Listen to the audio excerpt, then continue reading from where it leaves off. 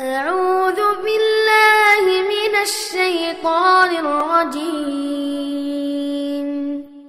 بسم الله الرحمن الرحيم.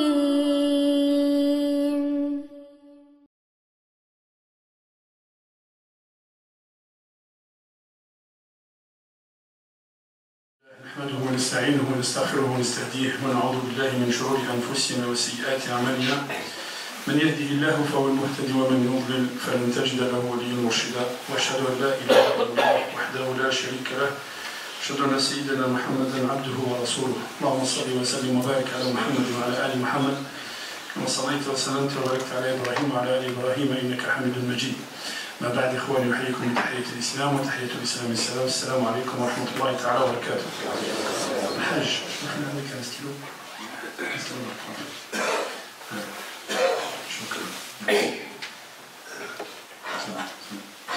اليوم إن شاء الله أيها الإخوة j'ai essayé de résumer un petit peu parce que certains frères se plaignent un petit peu de notre comportement dans la mosquée.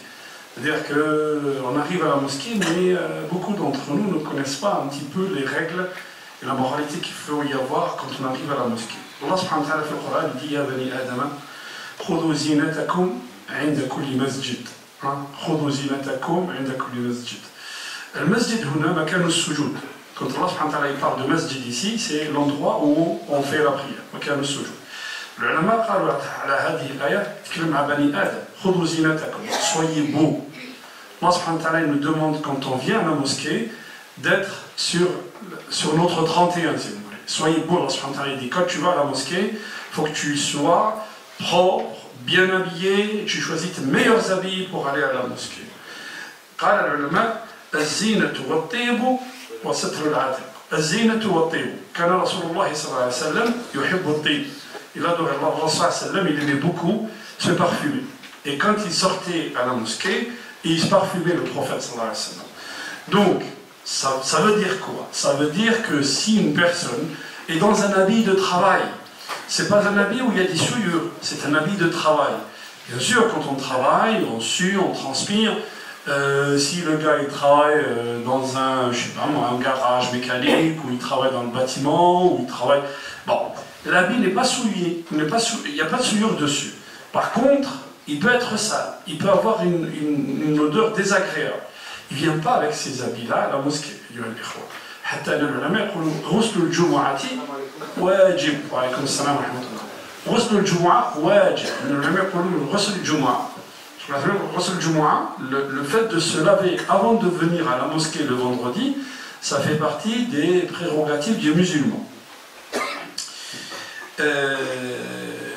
Min adab al-masjid. Parmi les règles de la mosquée aussi, la yusalliyanna ahadukum fi thawb al-wahid wa laysa ala atiqihi shay. Qu'est-ce que ça veut dire al-atiq? C'est ça.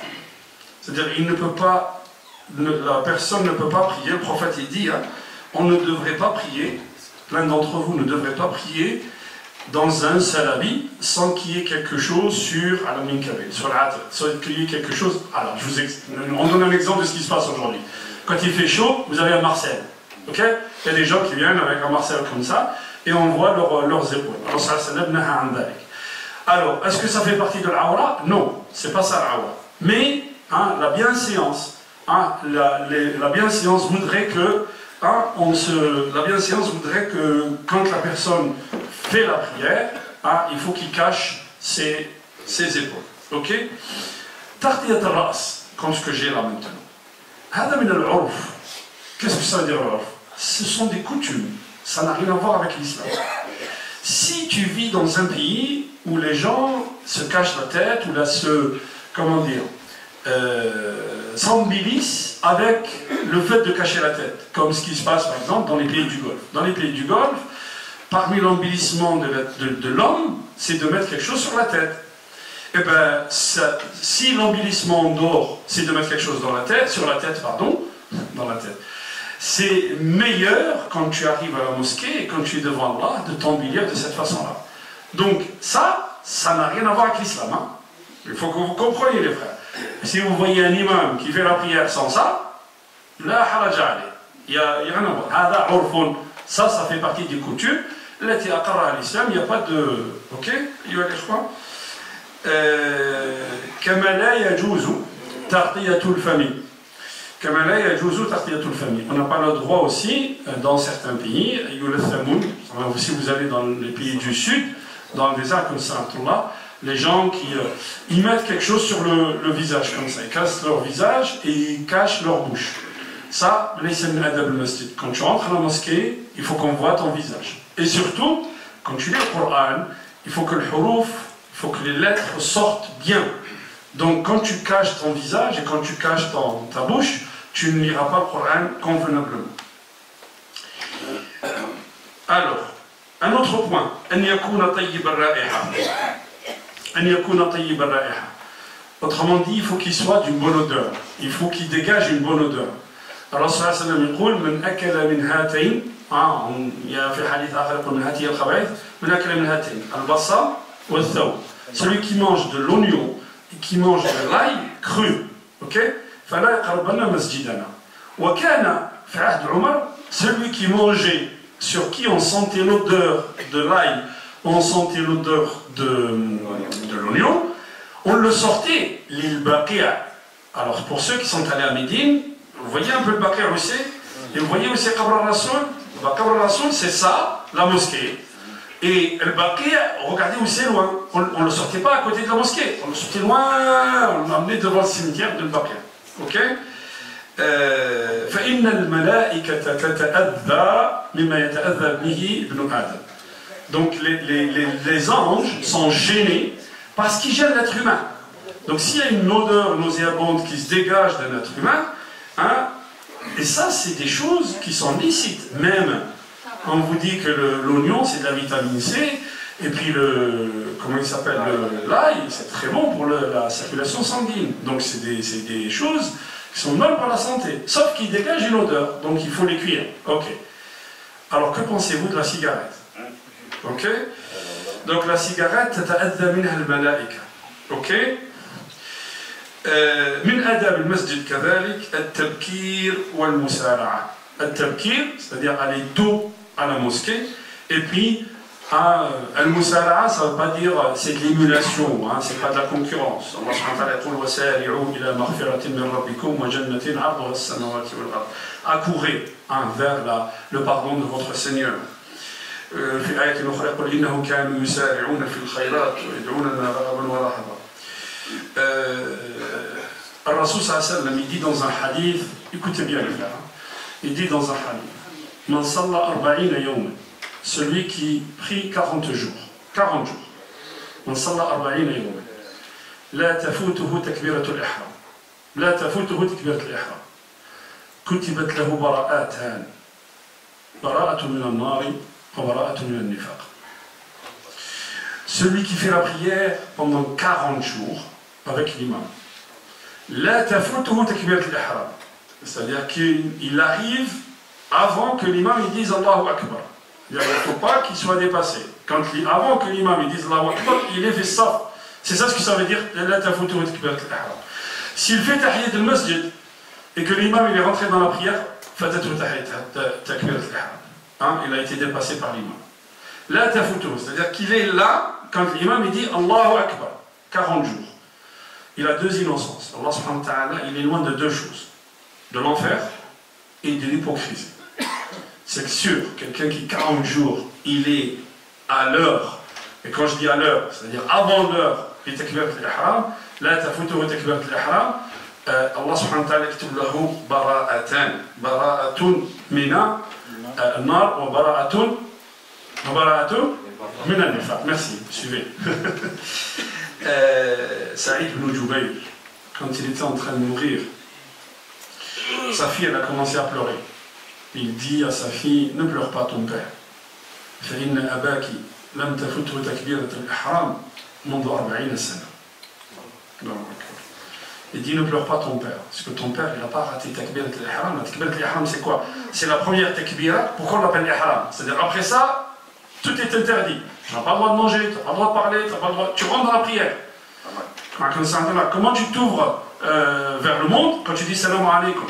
Donc quand tu dis Allahu Akbar,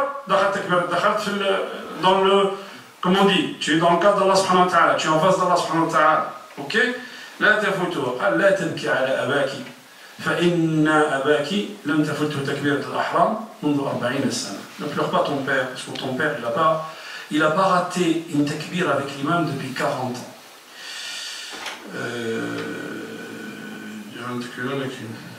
Ok. Autre chose. Min adab al-masjid as-salatu bi khushu'. Je ne vais pas m'étaler là-dessus parce que salatu bi khushu' ça fait partie de la prière. On reviendra dessus, Inch'Allah. Min adab al-masjid ad-du'a 'inda al-dhahab. Min adab al-masjid, parmi les règles de la bienséance pour venir à la mosquée, tu dis dua. Allahumma ij'al fi qalbi nuran wa fi basari nuran wa fi sam'i nuran. Tu demandes à Allah de mettre de la lumière dans ton cœur, dans ton nuit, dans ton œil, dans tes marches, dans tes pas, à ta droite, à ta gauche, devant toi, derrière toi, entre toi, et qu'il fasse de toi une lumière. Ok? Et si tu veux retrouver cette lumière, tu viens à la mosquée. ومن آداب المسجد المشي إليه بسكينة ووقار. Parmi les règles de la bienséance pour venir à la mosquée, c'est de marcher doucement et de marcher calmement.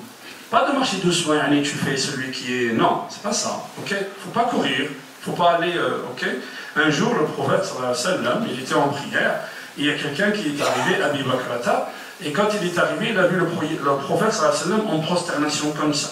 Donc qu'est-ce qu'il a fait? Il a fait takbirat al-ihram devant la porte, et il s'est prosterné, il a avancé jusqu'à la ligne, jusqu'à Saf.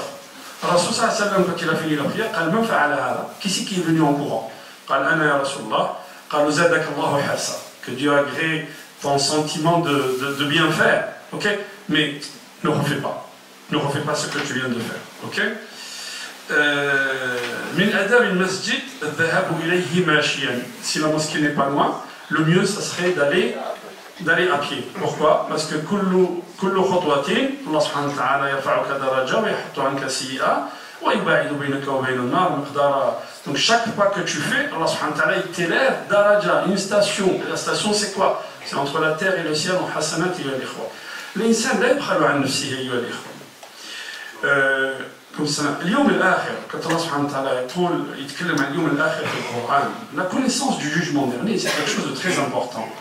Et alors, Rasul sallallahu alayhi wa sallam nous dit, d'abord, اليوم الآخر, le cas Allah subhanahu wa ta'ala, si Allah subhanahu wa ta'ala yuhasibuna, il doit tenir rigueur de ce qu'on fait et ce qu'on ne fait pas, tout le monde, c'est que ça veut dire tout le monde aura zéro.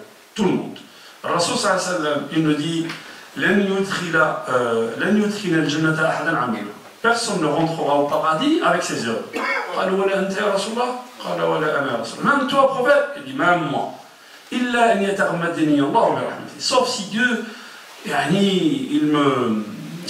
il m'enveloppe par sa miséricorde. Pourquoi? Si on devait remercier juste Allah subhanahu wa ta'ala pour les bienfaits qu'il descend sur nous, personne d'entre nous, je vous dis bien, personne on aura tous zéro. Parce que si on compte les bienfaits d'Allah subhanahu wa ta'ala sur nous, hein, on les comptabilisera pas. Mais le jour du jugement, chaque fois que quelqu'un meurt, yandam.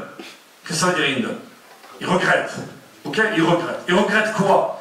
S'il était bon, s'il était mauvais, ben, c'est sûr, il regrette de ne pas avoir bien fait. Mais s'il a bien fait, même s'il avait de bonnes œuvres et que le malaïka lui montre son siège au paradis, tout ça, il regrette. Il regrette parce qu'il va voir des gens qui sont dans des stations beaucoup plus lointaines que lui. Et le jour du jugement, chacun de nous aura besoin d'une hasana.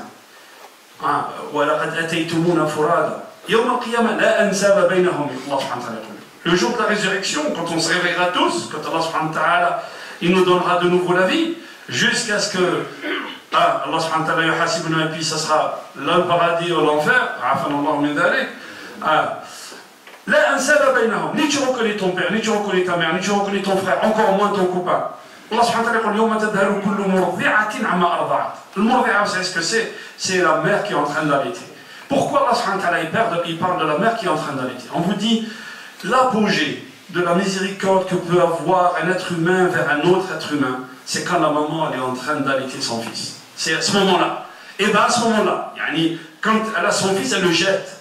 Tellement ce jour-là, c'est quelque chose de terrible. Et ce jour-là, non, c'est pas grave. Non, quand vous allez à Médine, les gens vous donnent une date. Ils vous donnent une date. Je lui ai dit une date. il tient un paquet comme ça et les gens ils passent, ils prennent une date juste pour casser le jeûne. Mais lui, il mesure que derrière le jeûne, la date que tu vas manger toi, tu vas avoir, lui, il va avoir l'âge de ton siyam, il va avoir l'âge de ton jeûne. Vous imaginez? Alors, من آداب المسجد عدم الخروج من المسجد بعد الأذان. Ça c'est très important. Il a أذن المؤذن. S'il fait l'appel à la prière, si le mu'adhin il fait l'appel à la prière, on n'a pas le droit de sortir de la mosquée. Un jour, Abu Huraira, il était assis dans une mosquée comme ça, et puis أذن المؤذن, il y a quelqu'un qui s'est levé, il est parti. Alors Abu Huraira leur dit فأما هذا فقد عصى أبا القاسم.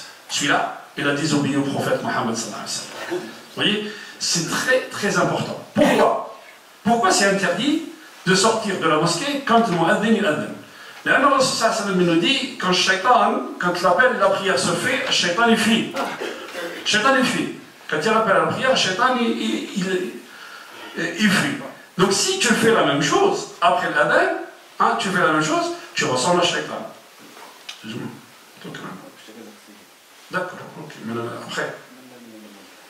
Ok, d'accord. الذهاب إليه ماشي من آداب المسجد عدم الخروج من المسجد بعد الآذان إلا بعذر. حديث أبو هريرة وحديث الرسول صلى الله عليه وسلم قال من خرج من مسجدي هذا بعد أن أذن للصلاة بغير عذر لا يريد الرجعة فهو منافق. Comme ça. Celui qui sort de ma mosquée quand il y a l'appel à la prière, il sort sans vouloir revenir. C'est pour ça que l'insan, il faut qu'il calme, s'il a des... Par exemple, s'il a un voyage à faire ou quelque chose, il faut qu'il calme, il ne faut pas qu'il sorte de la mosquée après l'adhan. Ok? Soit il fait la prière à l'heure, soit il fait la prière ailleurs, mais il ne faut pas qu'il soit à la mosquée, quand il y a l'appel à la prière, lui il sort. Non. Ok?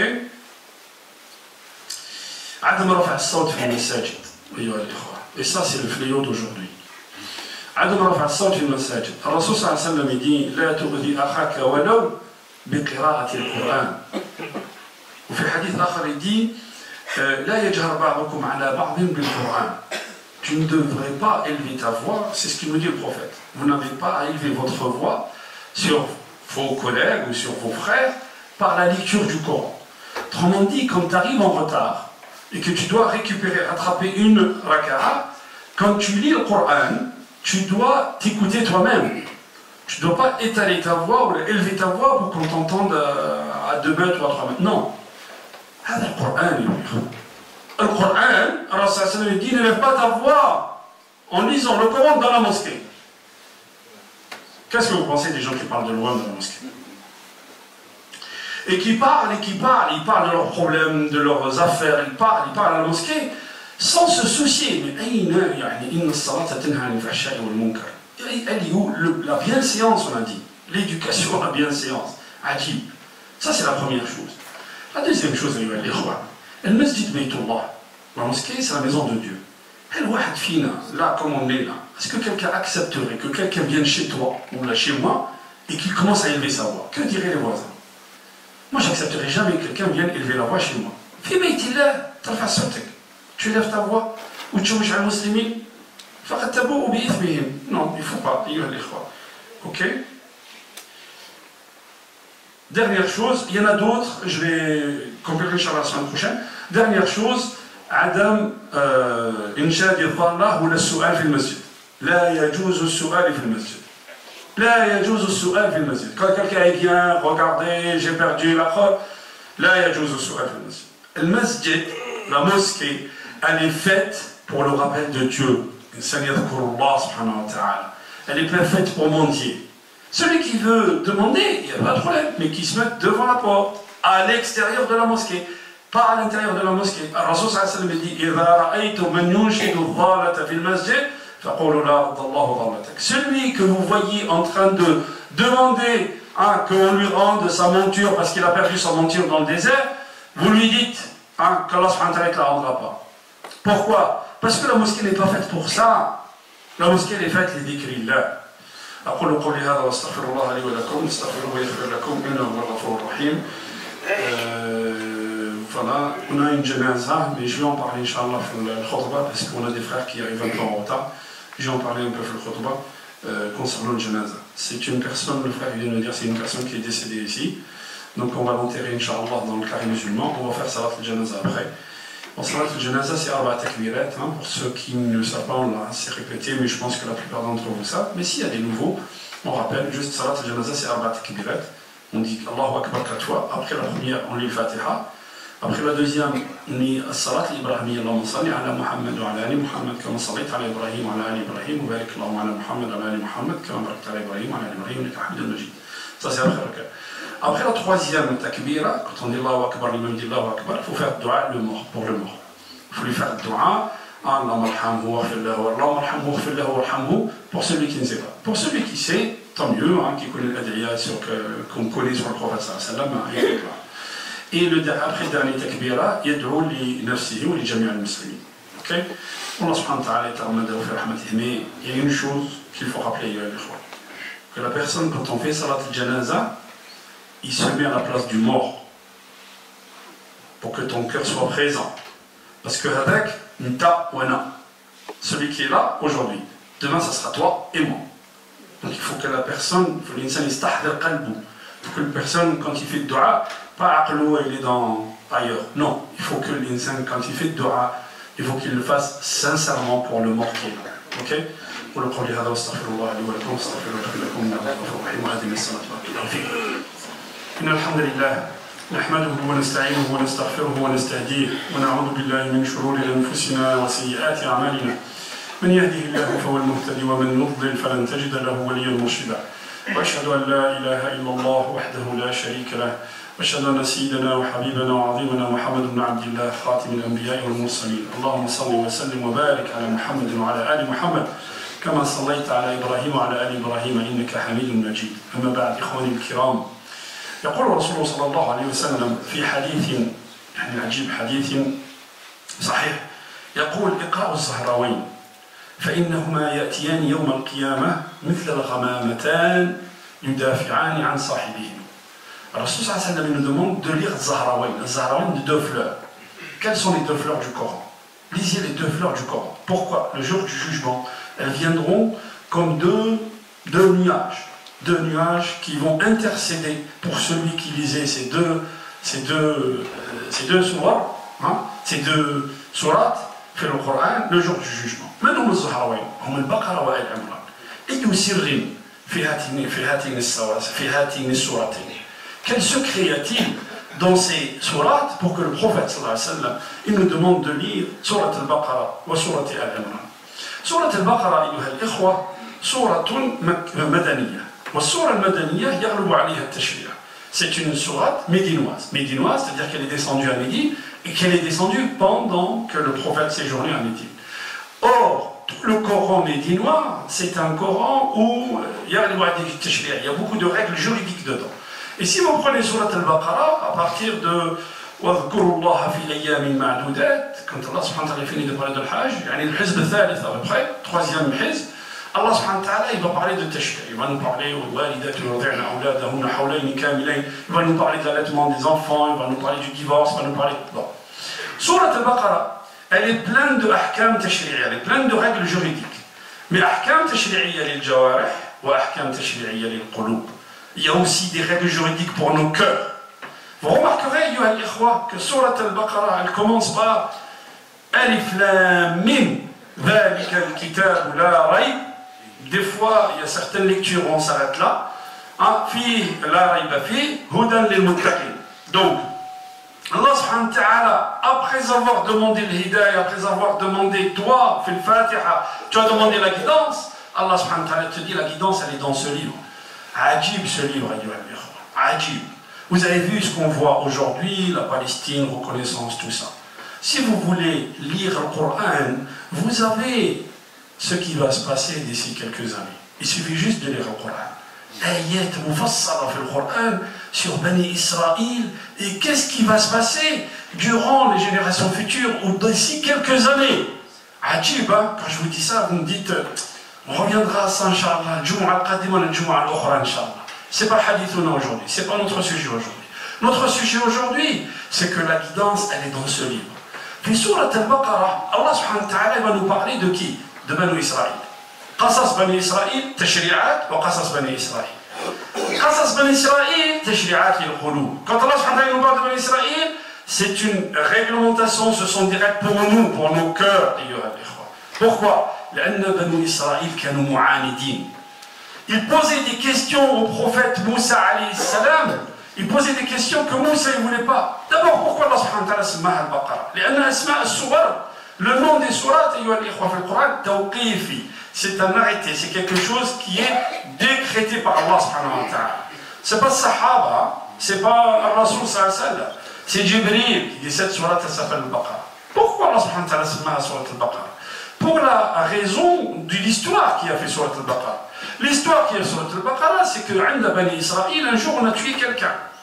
On a tué quelqu'un et on a jeté son corps devant un autre village. Les gens du village sont venus, ils ont dit à Moussa c'est pas nous qui l'avons tué. Et il y avait un gars, c'était le cousin de celui qu'on a assassiné, il venait demander à Moussa dis-nous qui a tué le gars. Yani Moussa il n'aimait pas qu'on lui posait ces questions. Alors Rasoul sallallahu alayhi wa sallam, regardez, pourquoi il n'aimait pas ça? Alors Rasoul sallallahu alayhi wa sallam, un jour il y a quelqu'un qui rentre dans la mosquée. Il dit, Ya Rasulallah, aïna naqati? J'ai perdu ma monture, elle est où? Allah sallallahu alayhi wa sallam, il était en colère. Il est monté sur le minbar, il a dit, est-ce que le prophète, entre parenthèses, c'est moi qui le dis, est-ce que le prophète a été envoyé pour qu'il te dise où est-ce qu'elle est ta voiture ou ta monture ou ta naqa que tu as perdue? Ou est-ce que le prophète qui est venu pour ce message universel pour le monde entier, il est venu pour autre chose? Tu as perdu ta voiture, va la chercher, travaille, lève-toi. Allah sallallahu alayhi wa sallam, il monte le minbar. Tellement il était en colère. On lui dit, Salouni, questionnez-moi, posez-moi vos questions. Il était rouge à tel point que Omar ibn al-Khattab, il s'est mis sur ses genoux et commençait à pleurer. Il dit, Amanna billahi rabba, radayna billahi rabba, wa l'islami dina, Muhammadin nabiyyin wa rasula. Allah sallallahu alayhi wa sallam, wa qad rafa'a Allahu anhu al-hijab al-ghayb. Allah subhanahu wa ta'ala, il a levé le voile de l'invisible, il leur dit, Salouni, posez-moi vos questions. Questionnez-moi. Il y a quelqu'un qui s'est levé. C'était un munafiq, c'était un hypocrite. Où est-ce que je serai dans l'au-delà? Tu seras en enfer. Ajib. Vous imaginez quelqu'un ici, vous lui dites tu seras en enfer. Ajib. Il y a quelqu'un d'autre qui s'est levé. Qui c'est mon père? Qui c'est mon père, ya Rasulallah? Quand il était petit, quand il était en altercation avec quelqu'un, il lui dit, tu n'es pas le fils de ton père. Autrement dit, ta mère, elle a commis l'adultère. Ce que disent les gens, laisse tomber ce que disent les gens. Je vous disais, dans cette histoire, ils sont mis sur leurs genoux en pleurant, en disant, le prophète, il n'aimait pas qu'on lui posait certaines questions. Il n'aimait pas qu'on lui posait la question, peut-être le qiyamah. Un jour, il y a un groupe de gens qui viennent voir le prophète. Il dit, quand est-ce le qiyamah? Il le regarde, il voit un petit avec eux. Il leur dit, quand celui-là il sera grand, quand il grandira, quand il prendra de l'âge, Allah subhanahu wa ta'ala lui a levé le voile de l'invisible. Et il a vu quoi? Il a vu que ces gens mourront avant que cet homme, avant que ce petit soit vieux. Alors, il n'aimait pas ces questions-là. Pourquoi? Quand on pose des questions comme ça, il y a des gens qui vont te poser des questions sur la mère du prophète. Est-ce qu'elle sera au paradis ou pas? Mais qu'est-ce que ça peut te faire? Est-ce que le Jannah de Sidna Adam, c'est le paradis que les gens rentreront, dans lequel les gens seront après la résurrection, ou c'est un autre paradis? Qu'est-ce que ça peut te faire? Est-ce que Mère Teresa, elle est au paradis ou pas? Qu'est-ce que ça peut te faire à toi? Allah subhanahu wa ta'ala te questionnera sur toi. Tu vas voir ça, tu vas voir le qiyamah quand? Le qiyamah, c'est quand? C'est quand on mourra. C'est quand on mourra, ça c'est le qiyamah de chacun d'entre nous. Et c'est ça le problème, c'est qu'on n'a pas compris le message. On n'a pas compris le message. Banu Israël, Allah subhanahu wa ta'ala leur dit, ils sont venus demander Moïse, Moussa alayhi salam. Allah subhanahu wa ta'ala, inna Allah ya'murukum an tadhbahu baqara. Mutlaq, absolu. Tadhbahu baqara. Ils m'ont dit une vache. Et non. Il faut qu'il Il faut qu'ils cherchent. Comment elle est cette vache? Où est-ce qu'on va la trouver? Quelle est sa couleur? Allah subhanahu wa ta'ala, il va leur répondre. Mais tout en leur répondant, yu'aqibuhum. Tout en leur répondant, Allah subhanahu wa ta'ala, il les châtie. Il augmente la difficulté. À la fin, ils ont acheté cette vache, en donnant son poids en or. Et ils ont trouvé le meurtrier. Parce que quand ils ont découpé la vache, chacun a pris un morceau de viande, et ils ont frappé le meurtrier. Quand celui qui l'a tué, il l'a frappé avec la viande, le gars il s'est levé, il a dit c'est toi qui l'as tué. Il est redevenu mort. Et celui qui l'a tué, c'est le cousin qui tirait le qamis de Sayyidina Moussa en lui disant qui c'est qui a tué mon cousin? C'est son cousin qui l'a tué. Haoula ibn Israël. Allah subhanahu wa ta'ala, il nous raconte comment ils sont fait le Coran. Il nous dit attention, vous devenez comme eux. Pourquoi Allah subhanahu wa ta'ala nous parle de Banu Israël comme ça? Regardez Banu Israël, comment ils étaient avec le prophète Moussa alayhi salam. Regardez les compagnons, comment ils étaient avec le prophète sallallahu alayhi wa sallam. Les compagnons, quand il y a eu la bataille de Badr, Allah sallallahu alayhi wa sallam, il va affronter Quraysh. Il dit Ashiru alayya yuhunas. Donnez-moi votre avis. Que doit-on faire? Est-ce qu'on doit s'affronter ou pas? Omar al-Khattab il parle. Abu Bakr il parle. Allah sallallahu alayhi wa sallam dit Ashiru alayya yuhunas. Donnez-moi votre avis. Frère comme Saad ibn Mu'adh. Saad ibn Mu'adh, c'était un grand compagnon min al-Ansar. Il se lève, il dit à Rasulullah ka'annaka turiduna. Peut-être que c'est nous que tu veux. Naam, c'est votre avis que je veux. Parce qu'ils avaient donné allégeance au prophète de combattre avec lui dans Médine, pas à l'extérieur de Médine. Il dit à Rasulullah, Wallahi ya Rasulullah, amanna bik wa saddaqnak. Wallahi ya Rasulullah, law khudta bina hadha al-bahr, la khudnahu ma'ak. Si tu traverses cette mer, maintenant tu nous dis, allez-y, traversez cette mer à pied, on le fera pour toi. Pourquoi? Wallahi la naqulu laka kama qalat banu Israël. Ila Moussa, idhab anta wa rabbuka faqatila. On te dira pas, vas-y, toi et ton Seigneur et combattez. Inna ha'una qa'idun, nous sommes assis ici. On te dira, idhab anta wa rabbuka faqatila, inna ma'akuma muqatilun. Fafariha Rasul sallallahu alayhi wa sallam. Il leur dit, abshirou, abshirou, je vous apporte la bonne nouvelle. Dieu m'a promis la victoire. Regardez, ça c'est le Sahaba. On vous dit, il n'y a pas un Hawariyin de Sidna Isa ou les gens qui étaient avec Sidna Moussa, il n'y a pas une personne qui a atteint le degré de la position des compagnons. Deuxième exemple des compagnons. Et là vous voyez la différence sur Surat al-Baqarah. Quand Allah subhanahu wa ta'ala dit في سورة البقرة وإن تبدوا ما في أنفسكم أو تخفوه يحاسبكم به الله. في سورة البقرة Allah subhanahu wa ta'ala dit si vous dévoilez ce qui se passe dans votre tête, vous avez des idées des fois, si vous les dévoilez ou ne les dévoilerez pas, vous les laissez cacher, Allah subhanahu wa ta'ala vous tiendra rigueur. Regardez les compagnons comment ils comprenaient le Coran. Ils viennent en pleurant chez le prophète. Il dit à Rasulallah, qui n'a pas d'idée noire? Qui n'a pas d'idée dans sa tête? Qui, Shaitan, ne traverse pas sa tête? Comment? Rasulallah, tout de suite, il leur dit, attention, vous dites Sami'na wa asayna. Nous avons entendu, nous désobéissons comme qalat Bani Israël. Bal qulu sami'na wa ata'na. Qala as-sahaba sami'na wa ata'na. Le verset est descendu, nous croyons au prophète, nous croyons. فأنزل الله سبحانه وتعالى آمن الرسول بما أنزل إليه من ربه والمؤمنون كل آمن وقالوا سمعنا وأطعنا. لما قال الصحابة سمعنا وأطعنا سر سورة البقرة il est là. C'est que quand tu entends quelque chose qui vient d'Allah subhanahu wa ta'ala, tu dis Allahumma lakal hamd. Je vais agir selon comme Allah subhanahu wa ta'ala m'a demandé de faire. Et quand tu agis selon comme Allah subhanahu wa ta'ala t'a demandé de faire, Allahu yakunu ma'ak. Et comme on a dit souvent, ya al-ikhwa, ماذا فقد من وجد الله وماذا وجد من فقد الله. Qu'est-ce qu'il a perdu, celui qui a trouvé Allah, et qu'est-ce qu'il a trouvé, celui qui a perdu Allah. Quelle différence y a-t-il entre Surat al-Baqarah et Surat al-Imran? Surat al-Baqarah تتكلم عن بني إسرائيل. Surat al-Imran تتكلم عن النصارى. Surat al-Imran, elle va parler des chrétiens. Ceux-là, ils ont désobéi à Allah. C'est-à-dire, ils y croient, mais tout en essayant de chercher la petite bête à chaque fois avec leur prophète. Les autres, qu'est-ce qu'ils ont fait? Les autres, ils ont tellement aimé Jésus qu'ils l'ont mis à la place d'Allah. Astaghfirullah.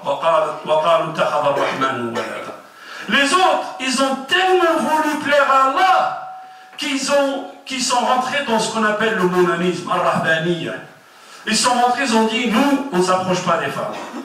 Or, في سورة البقرة الله سبحانه وتعالى il te dit وكذلك جعلناكم أمة وسطا لتكونوا شهداء على الناس ويكون الرسول عليكم شهيدا. Combien de fois on l'a dit, cette ayah, elle est pile poil, c'est la ayah 143 de Surat al-Baqarah, elle est pile poil au milieu de Surat al-Baqarah qui comprend 286 versets. Mais Allah subhanahu wa ta'ala, nous avons fait de vous la nation du juste milieu. Pourquoi? Parce que تعبدوا الله بالصلاة وتعبدوا الله بالزواج وتعبدوا الله بمداعبة الأطفال وتعبدوا الله أن تذهب إلى السوق وتزرع وتسترزق. Tu crois en Allah, mais عبادتك, ton adoration à Allah, toute ta vie, tu adores Allah par tout ce que tu fais. وهذا سر سورة البقرة. Un jour, il y a un groupe qui vient chez le prophète sallallahu alayhi wa sallam. Un groupe qui vient d'une tribu.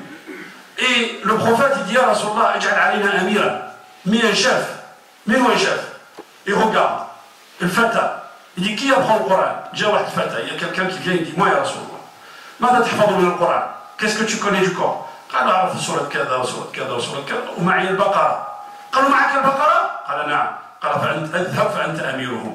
Vas-y, toi tu es leur chef. هل البقرة الرسول صلى الله عليه وسلم il a dit tu es leur chef parce qu'il connaissait le Baqara par cœur parce qu'elle était grande? Non. قال العلماء لأن فيها سر العبودية لله سبحانه وتعالى وفيها سر الطاعة لله سبحانه وتعالى.